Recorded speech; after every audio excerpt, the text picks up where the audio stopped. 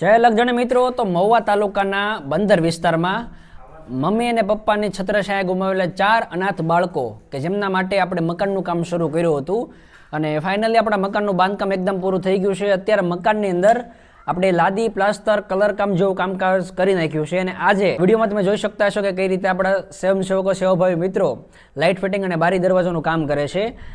આ મકાન તમને કેવું લાગ્યું કોમેન્ટમાં જરૂરથી જણાવજો। અને આ મકાનની અંદર આપણે એક રૂમ, ઓસરી, ટોયલેટ અને બાથરૂમની વ્યવસ્થા કરી છે અને આ મકાનનો સંપૂર્ણ ખર્ચો આપણને મકાનના એક વેપારી ગ્રુપ તરફથી મળ્યો હતો। એમનો ખૂબ ખૂબ આભાર, કારણ કે તમારા સાથેના સહકારથી આપણા જે દર્શક મિત્રો વિડીયો જોવે છે એમના સાથેના સહકારથી આપણે આવા સેવાકીય કાર્યો કરીએ છીએ। બાકી સેવાનું કામ તમને ગમતું હોય તો વિડીયોને શેર કરજો, કારણ કે તમે એક શેર કરો છો, તમે એક લાઇક કરો છો, એના લીધે અમને મનોબળ મળે છે, હિંમત મળે છે આવા સેવાકીય કાર્યો કરવાની।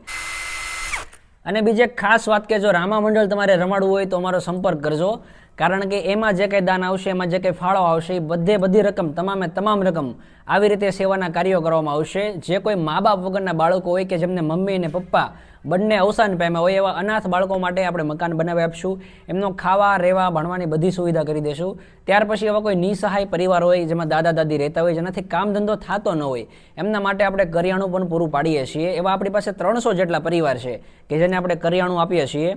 એવી કોઈ મા બાપ વગરની દીકરી હોય કે જેને મજબૂરીમાં ફેક્ટરીમાં કે દાડિયા જવું પડતું હોય, એમને આપણે સિલાઈ મશીન આપીએ છીએ। ટૂંકમાં જેટલું પણ આપણાથી સેવાકીય કામ થાય છે આપણે કરીએ છીએ।